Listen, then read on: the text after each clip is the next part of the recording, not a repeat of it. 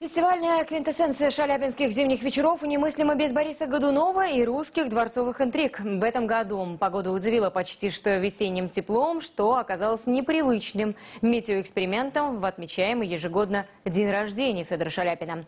Лучшую роль баса привела в Казань востребованного в прошлом столетии Владимира Моторина из Большого театра. Перед выходом на сцену артист ни с кем не общался и берег голос, который стремительно взлетел над сводами оперного в сцене коронации Бориса Годунова. О других деталях в материале Дмитрия Пивоварова.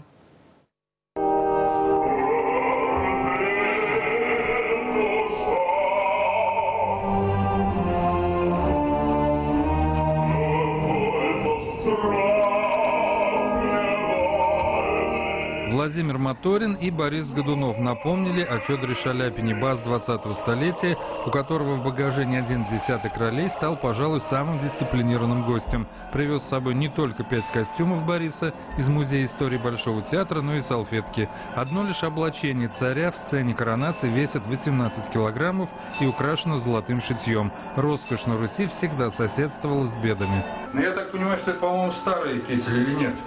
Нет, по цвету Старый Восток тоже был желтого цвета, но здесь немножко форма сделана, как пиджак короткий. Завсегдатай готовы к любой встрече с популярными исполнителями, без которых ни один фестиваль не мыслим. Это уже давно забронированные имена, от представителей, проверенных временем, до новых звезд, которые перелетают со скоростью света из одного европейского театра в другой. Есть те, кого в Казани ассоциируют со штатными звездами. Ахмед Агади прошел боевое крещение не одним фестивалем и ждет открытий. Он разговаривает с директором театра, что у него есть в планах поставить «Пиковую даму». И я вот очень мечтаю, просто мне безумно нравится, тем более партия Германа. Я уже давно об этом мечтаю. Надеюсь, я буду сейчас уже работать, наверное, буду год-два.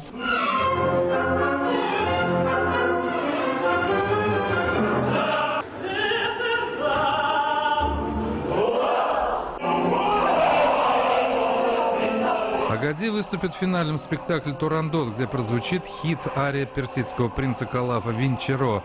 А вот обворожительная Анжелина Швачка спела в этот раз не «Кармен» в 187 раз, а неподражаемую Марину Мнишек в Борисе Годунове.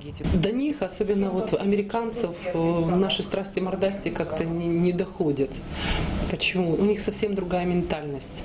Они идут на русский колорит. Все-таки русский колорит, русские костюмы, кокошники, вот они же сидят и это все созерцают. Темпераментная актриса ежедневно ездит на работу в Национальную оперу Киева мимо Майдана. Швачка живет в 5 минутах от революционного места, но надеется, что когда-нибудь и на ее земле восторжествует рассудок. Я недавно вот пела в филармонии цикл Малера «Песня об умерших детях». Посвятила это погибшим парням, которые погибли на Евромайдане, потому что погибли, ну, конечно, они, в общем-то, у них какая-то была идея определенная, но погибли-то они на самом деле глупо очень. А жизнь человеческая, она ценна в любом случае.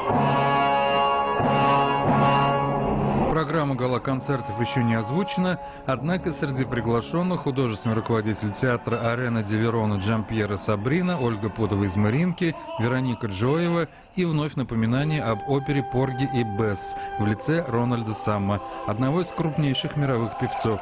И это без дополнительного восторга и причастных оборотов. Дмитрий Пивоваров, Рустем Кадыров, телеканал «Эфир».